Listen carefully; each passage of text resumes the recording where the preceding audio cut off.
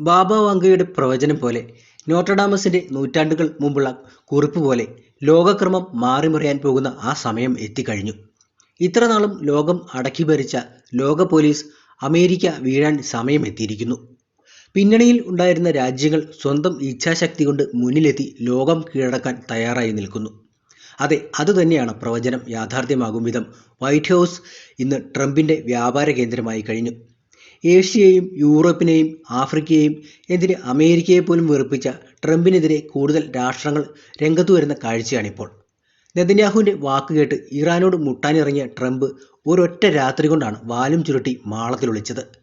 അതിന് കാരണം മറ്റൊന്നുമല്ല, റഡാറുകളെ തോൽപ്പിക്കുന്ന നിഗൂഢ ജെറ്റുകളും ശത്രുവിൻ്റെ ചാരക്കണ്ണുകളെ വെട്ടിച്ച് നീങ്ങുന്ന ചൈനീസ് കവചങ്ങളും ചേർന്ന് ഇറാൻ ഒരുക്കിയ ആ പ്രതിരോധ യന്ത്രം ഒറ്റ രാത്രി കൊണ്ടാണ് അമേരിക്കൻ ആകാശം ചുറ്റിയെത്തിയത്. ഇതോടെ വൈറ്റ് ഹൗസിന് പോലും സുരക്ഷയില്ലെന്നറിഞ്ഞ ട്രംപ് പൊടുന്നനെ നിലപാട് മാറ്റാൻ നിർബന്ധിതനാകുകയായിരുന്നു.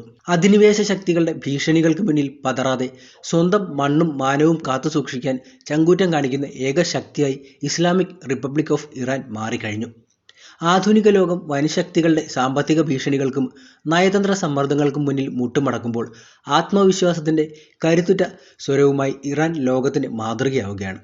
ഈ നിലപാടിൻ്റെ ഏറ്റവും പുതിയ പ്രകടനമായിരുന്നു 2026 ജനുവരി 16 ഇറാനിലെ ടെഹ്റാനിൽ നടന്ന വെള്ളിയാഴ്ച പ്രാർത്ഥന. ആ ദിവസം മുതിർന്ന മതപുരോഹിതനായ അഹമ്മദ് ഖതാമി നടത്തിയ പ്രസംഗം രാജ്യത്തിനകത്തും പുറത്തും ശ്രദ്ധ നേടുകയുണ്ടായി. അമേരിക്കൻ പ്രസിഡന്റ് ഡൊണാൾഡ് ട്രംപിനെയും ഇസ്രായേൽ നേതൃത്വത്തെയും നേരിട്ട് പരാമർശിച്ചുകൊണ്ട് അദ്ദേഹം നടത്തിയ മുന്നറിയിപ്പ് ഇറാനെ അസ്ഥിരമാക്കാനുള്ള ഏതൊരു ശ്രമത്തിനും ശക്തമായ പ്രതികരണം ഉണ്ടാകുമെന്ന സന്ദേശമാണ് ഇറാനിൽ വ്യാഖ്യാനിക്കപ്പെട്ടത്. പാശ്ചാത്യ മാധ്യമങ്ങൾ ഈ വാക്കുകളെ അതിരൂക്ഷമായി ചിത്രീകരിച്ചെങ്കിലും ഇറാന്റെ കാഴ്ചപ്പാടിൽ അത് രാജ്യത്തിൻ്റെ സുരക്ഷയും അസ്തിത്വവും സംരക്ഷിക്കാനുള്ള തുറന്ന നിലപാടായിരുന്നു. ഇറാന്റെ പരമാധികാരത്തിന് നേരെ ഉയരുന്ന ഏതൊരു ഭീഷണിയെയും മുളയിലെ നുള്ളാൻ ആ രാജ്യം സജ്ജമാണെന്നതിൻ്റെ നേർസാക്ഷ്യമായിരുന്നു ഖതാമിയുടെ വാക്കുകൾ. ഡൊണാൾഡ് ട്രംപിൻ്റെയും ഇസ്രായേൽ ഭരണകൂടത്തിൻ്റെയും വിരട്ടലുകൾക്ക് മുന്നിൽ ഇറാൻ മുട്ടുമടക്കുമെന്ന് കരുതിയവർക്ക് ലഭിച്ച ശക്തമായ പ്രഹരമാണത്. ട്രംപിനെയും നെതന്യാഹുവിനെയും പരാമർശിച്ച ഖതാമി ഇറാനെ അസ്ഥിരമാക്കാനുള്ള ശ്രമങ്ങൾ ഉണ്ടെങ്കിൽ അതിന് ശക്തമായ പ്രതികരണം ഉണ്ടാകുമെന്ന വ്യക്തമായ സന്ദേശമാണ് നൽകിയത്. വിഷയത്തിൽ ഇറാൻ സ്വീകരിക്കുന്ന ഈ നിലപാട് ഒരു നിമിഷത്തെ രാഷ്ട്രീയ പ്രകടനമല്ല, മറിച്ച് വർഷങ്ങളായി പ്രതിരോധം തീർക്കുന്ന സ്വാഭാവികമായ ഒരു ജനതയുടെ ദേശീയ ആത്മവിശ്വാസത്തിൻ്റെ സ്വാഭാവിക പ്രകടനം കൂടിയാണ്. ആക്സിസ് ഓഫ് റെസിസ്റ്റൻസ് എന്ന പ്രതിരോധ ചട്ടക്കൂടിലൂടെ മേഖലയിലെ അധിനിവേശ ശ്രമങ്ങളെ നേരിടുന്നതിൽ ഇറാൻ വഹിക്കുന്ന നേതൃത്വ ഭൂമിക ഇന്ന് അമേരിക്കയുടെയും അതിൻ്റെ സഖ്യകക്ഷികളുടെയും അസ്വസ്ഥരാക്കുന്ന യാഥാർത്ഥ്യവുമായി മാറിയിട്ടുണ്ട്. ടെഹ്റാനിൽ നിന്നും ഇറാനിലെ തെരുവുകളിൽ നിന്നും ഉയർന്ന ഈ ശബ്ദം ഒരേയൊരു കാര്യം മാത്രമാണ് വ്യക്തമാക്കുന്നത്: പേർഷ്യൻ കരുത്ത് ഇനി അതിർത്തികളിൽ ഒതുങ്ങി നിൽക്കുന്ന ഒന്നല്ല. സാമ്രാജ്യത്വ സമ്മർദ്ദങ്ങൾക്ക് മുന്നിൽ തലകുനിക്കാതെ നിലകൊള്ളുന്ന ലോകമെമ്പാടുമുള്ള ജനതകൾക്ക് ധൈര്യവും ആത്മവിശ്വാസവും പകരുന്ന ഒരു ശക്തമായ പ്രചോദനമായി മാറിക്കഴിഞ്ഞു. എന്നാൽ ഇറാഖിൽ നിന്നുള്ള ഷിയ പോരാളികൾ മതതീർത്ഥാടനത്തിൻ്റെ മറവിൽ ഇറാനിലെത്തി എന്ന പാശ്ചാത്യ മാധ്യമങ്ങളുടെ ആരോപണങ്ങളെ ഇറാൻ തള്ളിക്കളയുന്നുമുണ്ട്. ഇത്തരം റിപ്പോർട്ടുകൾ ഇറാന്റെ സുരക്ഷാ സംവിധാനത്തെ ദുർബലപ്പെടുത്താൻ ലക്ഷ്യമിട്ട പ്രചാരണ തന്ത്രമാണെന്നാണ് ഔദ്യോഗിക നിലപാട്. രാജ്യത്തെ അസ്ഥിരമാക്കാൻ ശ്രമിക്കുന്ന ശക്തികൾക്കെതിരെ സഖ്യകക്ഷികളുമായി സഹകരിക്കുന്നത് ഒരു പരമാധികാര രാഷ്ട്രത്തിൻ്റെ നയതന്ത്ര അവകാശമാണെന്നും ഇറാൻ വിശദീകരിക്കുന്നുണ്ട്. സാമ്പത്തിക ഉപരോധങ്ങളിലൂടെ ഇറാൻ ജനതയെ കടുത്ത സമ്മർദ്ദത്തിലാക്കാൻ ശ്രമിക്കുന്ന പാശ്ചാത്യ രാജ്യങ്ങൾ തന്നെയാണ് ഇപ്പോൾ മനുഷ്യാവകാശത്തെക്കുറിച്ച് വിമർശനവും ഉന്നയിക്കുന്നത്. എന്നാൽ ഇത്തരം പ്രതികൂല സാഹചര്യങ്ങൾക്കിടയിലും ശാസ്ത്ര സാങ്കേതിക പ്രതിരോധ മേഖലകളിൽ രാജ്യം കൈവരിച്ച മുന്നേറ്റങ്ങൾ ഇറാന്റെ ആത്മവിശ്വാസത്തിൻ്റെയും അതിജീവന ശേഷിയുടെയും തെളിവായി ഭരണകൂടം അവതരിപ്പിക്കുന്നുണ്ട്. അയത്തുള്ള അലി ഖമേനിയുടെ നേതൃത്വത്തിലുള്ള ഇറാൻ നേരിടുന്നത് വെറും പ്രതിഷേധങ്ങളല്ല, മറിച്ച് രാജ്യത്തെ ശിഥിലമാക്കാൻ ലക്ഷ്യമിട്ടുള്ള ഒരു വലിയ നിഴൽ യുദ്ധത്തെയാണ്. സുരക്ഷാ സേനയ്ക്ക് നേരെയും പള്ളികൾ ഉൾപ്പെടെയുള്ള പൊതു സൗകര്യങ്ങൾക്ക് നേരെയും ആക്രമണങ്ങൾ അഴിച്ചുവിട്ട ശക്തികൾക്കെതിരെ ഭരണകൂടം സ്വീകരിച്ച കർശന നടപടികൾ രാജ്യത്തിൻ്റെ സുസ്ഥിരത ഉറപ്പാക്കാൻ വേണ്ടിയാണ്. വിദേശ മാധ്യമങ്ങൾ ഇതിനെ അടിച്ചമർത്തൽ എന്ന് വിളിക്കുമ്പോൾ യഥാർത്ഥത്തിൽ അതൊരു രാഷ്ട്രത്തിൻ്റെ അതിജീവനത്തിനായുള്ള നിയമപരമായ സുരക്ഷാ നടപടികൾ കൂടിയാവുകയാണ്. ആധുനിക ലോകത്ത് പല രാജ്യങ്ങളും വൻശക്തികളുടെ സാമ്പത്തിക ഭീഷണികൾക്കും നയതന്ത്ര സമ്മർദ്ദങ്ങൾക്കും മുന്നിൽ മുട്ടുമടക്കുമ്പോൾ സ്വന്തം അഭിമാനവും ദേശീയ സ്വാതന്ത്ര്യവും കൈവിടാതെ ഉറച്ചു നിൽക്കുന്ന രാജ്യമായി ഇറാൻ മാറിക്കഴിഞ്ഞു. അതുകൊണ്ട് തന്നെ ഇറാൻ ഇന്ന് വെറും ഒരു പ്രാദേശിക ശക്തിയല്ല, മറിച്ച് ഇന്നിൻ്റെ ഇറാൻ പശ്ചിമേഷ്യയിൽ രാഷ്ട്രീയ ദിശ തന്നെ സ്വാധീനിക്കുന്ന ശക്തിയായി മാറിയിരിക്കുകയാണ്. അത് നാളെ ലോകക്രമത്തെ തന്നെ മാറ്റിമറിക്കാൻ ഇടയാക്കും. ഇറാനിലെ അടുത്തകാല സംഭവങ്ങളെ പാശ്ചാത്യ മാധ്യമങ്ങൾ അവതരിപ്പിക്കുന്ന രീതി കടുത്ത വിമർശനങ്ങൾക്കും വഴിയൊരുക്കിയിട്ടുണ്ട്. ദീർഘകാലമായി നിലനിൽക്കുന്ന രാഷ്ട്രീയവും ചരിത്രപരവുമായ പശ്ചാത്തലങ്ങളെ അവഗണിച്ച് ആഭ്യന്തര പ്രശ്നങ്ങളെ ഒറ്റപ്പെട്ട സംഭവങ്ങളായി മാത്രം ചിത്രീകരിക്കുകയാണ് പല റിപ്പോർട്ടുകളും ചെയ്യുന്നത്. മുൻകാലങ്ങളിൽ നടന്ന പല പ്രക്ഷോഭങ്ങളും പിന്നീട് ആയുധധാരികളായ സംഘങ്ങളുടെയും വിദേശ രഹസ്യാന്വേഷണ ഏജൻസികളുടെയും ഇടപെടലിലേക്ക് വഴിമാറിയ അനുഭവം ഇപ്പോഴത്തെ സംഭവങ്ങളിൽ ഭരണകൂടത്തെ കൂടുതൽ ജാഗ്രതയോടെ പ്രവർത്തിക്കാൻ പ്രേരിപ്പിച്ചുവെന്ന് ഇറാൻ പറയുന്നുണ്ട്. ഇതിന്റെ ഭാഗമായാണ് വിവര നിയന്ത്രണവും ഇന്റർനെറ്റ് നിയന്ത്രണവും പോലെ നടപടികൾ സ്വീകരിക്കപ്പെട്ടതെന്നാണ് ഇറാന്റെ വാദം. ഇത്തരം നടപടികളെ മനുഷ്യാവകാശ ലംഘനങ്ങളായി മാത്രം ചിത്രീകരിക്കുമ്പോൾ സമാന സാഹചര്യങ്ങളിൽ ലോകത്തിലെ പല രാജ്യങ്ങളും ഇതേ രീതിയിലുള്ള നടപടികൾ സ്വീകരിച്ചിട്ടുണ്ടെന്ന വസ്തുത പലരും മറന്നുപോകുന്നുണ്ട്. മരണസംഖ്യയെക്കുറിച്ചുള്ള കണക്കുകൾ സ്വതന്ത്രമായി സ്ഥിരീകരിക്കാൻ കഴിയാത്ത സാഹചര്യത്തിൽ അവയെ അന്താരാഷ്ട്ര സമ്മർദ്ദം വർദ്ധിപ്പിക്കാൻ ഉപയോഗിക്കുന്നുവെന്ന ആരോപണവും ഇറാൻ ഉന്നയിച്ചു കഴിഞ്ഞു. പ്രതിഷേധങ്ങൾക്കിടയിൽ പള്ളികളും മതസ്ഥാപനങ്ങളും ആക്രമിക്കപ്പെട്ടുവെന്ന ഔദ്യോഗിക അവകാശവാദങ്ങൾ പശ്ചിമേഷ്യൻ മാധ്യമങ്ങൾ വലിയ തോതിൽ അവഗണിച്ചതായും ഇറാൻ ചൂണ്ടിക്കാട്ടുന്നുണ്ട്. ഇറാനിയൻ സമൂഹത്തിൽ പള്ളികൾ ആരാധനാലയങ്ങൾ മാത്രമല്ല, സാമൂഹിക ഐക്യത്തിന്റെ അടിത്തറകൾ കൂടിയാണ്. അവയെ ലക്ഷ്യമാക്കിയുള്ള ആക്രമണങ്ങൾ, പ്രതിഷേധങ്ങൾ സമാധാനപരമാണെന്ന വാദത്തെ തന്നെ ചോദ്യം ചെയ്യുന്നതാണെന്ന് ഇറാൻ നിരീക്ഷകരും പറഞ്ഞു കഴിഞ്ഞു. ഇറാന്റെ പരമോന്നത നേതാവായ അയത്തുള്ള അലി ഖമൈനിയുടെ നേതൃത്വത്തിൽ രാജ്യം മുന്നോട്ടു പോകുന്നത് വെറും രാഷ്ട്രീയ അധികാരം നിലനിർത്താനുള്ള ശ്രമമല്ല, മറിച്ച് ദേശീയ ഐക്യവും പരമാധികാരവും സംരക്ഷിക്കാനുള്ള ദൃഢനിശ്ചയത്തിന്റെ പ്രതിഫലനമാണെന്ന് പിന്തുണക്കാരും വിലയിരുത്തുന്നുണ്ട്. ഇത് വെറുമൊരു സൈനിക നീക്കമല്ല, മറിച്ച് ആത്മവീര്യവും അത്യാധുനിക സാങ്കേതിക വിദ്യയും തമ്മിലുള്ള പോരാട്ടമാണ്.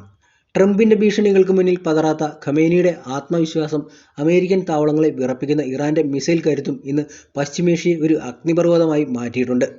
അത്യാധുനിക ആയുധങ്ങളെക്കാൾ തന്ത്രപരമായ നീക്കങ്ങളിലൂടെ അമേരിക്കയെ പ്രതിരോധിക്കാനാണ് ഇറാൻ എപ്പോഴും ശ്രമിക്കുന്നത്. ഓരോ നീക്കവും കൃത്യമായി അളന്നു നോക്കിയുള്ളതാണ് എന്ന് പറഞ്ഞാലും തെറ്റില്ല. അതിന്റെ ഭാഗം കൂടിയാണ് ശത്രുരാജ്യമായ അമേരിക്കയുടെ ആകാശം ചുറ്റി ഇറാന്റെ ചാരക്കണ്ണുകളും കില്ലർ മിസൈലുകളും പറന്ന് തിരിച്ചെത്തിയത്. ഇപ്പോൾ ഇറാന്റെ ആകാശത്ത് നടക്കുന്നത് ലോകത്തെ ഞെട്ടിക്കുന്ന ഒരു മാസ്റ്റർ പ്ലാൻ കൂടിയാണ്. ഇതിനെ ചൈനീസ് കവചം എന്ന് പ്രതിരോധ വിദഗ്ധർ വിശേഷിപ്പിക്കുന്നുണ്ട്. ഇറാൻ അന്താരാഷ്ട്ര വിമാനത്താവളങ്ങളിലേക്കും ഇറാന്റെ വ്യോമപരിധിയിലേക്കും ഇപ്പോൾ പ്രവേശനമുള്ളത് ചൈനീസ് വിമാനങ്ങൾക്ക് മാത്രമാണ്. ഇത് യാദൃശ്ചികമായി സംഭവിച്ച ഒന്നല്ല. അമേരിക്കയുടെ വ്യോമാക്രമണ ഭീഷണി ഏറ്റവും ഉയർന്നു നിൽക്കുന്ന ഘട്ടത്തിൽ ചൈനയുമായുള്ള തങ്ങളുടെ ആഴത്തിലുള്ള നയതന്ത്ര ബന്ധത്തെ ഇറാൻ ഒരു രക്ഷാകവചമായി തന്നെ ഉപയോഗിച്ചിട്ടുണ്ട്. ചൈനീസ് വിമാനങ്ങൾ സഞ്ചരിക്കുന്ന പാതയിലൂടെയോ അവയുടെ സാന്നിധ്യമുള്ള മേഖലയിലൂടെയോ ഒരു മിസൈൽ തൊടുക്കാൻ അമേരിക്കൻ സേന മുതിരില്ലെന്ന് ഇറാൻ കൃത്യമായി കണക്കുകൂട്ടുന്നുണ്ട്.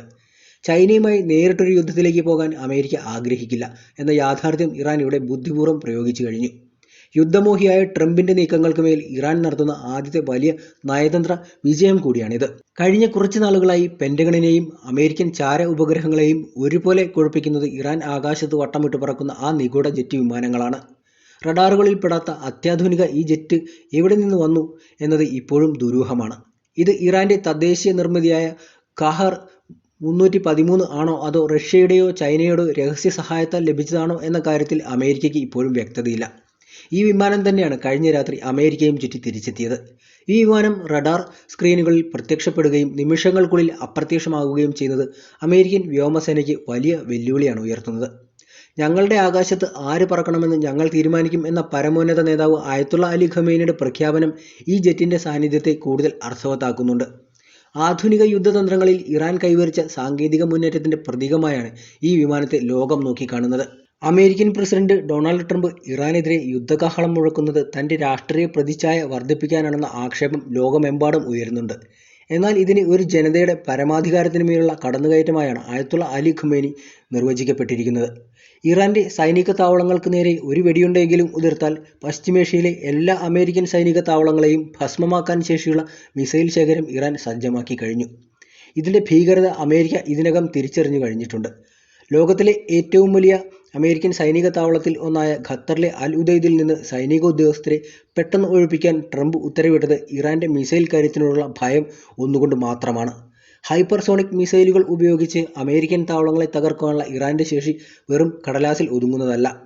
ഇറാന്റെ ആഭ്യന്തര രാഷ്ട്രീയത്തിൽ ചില പ്രതിഷേധങ്ങൾ നിലനിൽക്കുന്നുണ്ടെങ്കിലും ഒരു വിദേശ ശക്തി തങ്ങളുടെ മണ്ണിലേക്ക് കടന്നു കയറാൻ ശ്രമിക്കുമ്പോൾ ആ ജനത ഭിന്നതകൾ മറന്ന് ഒന്നിക്കുകയാണ്. ഇതിന്റെ പ്രതിഫലനം ഇറാനിൽ നിന്ന് പുറപ്പെട്ട് മറ്റ് രാജ്യങ്ങളിലേക്ക് കൂടി വ്യാപിച്ചിട്ടുണ്ട്.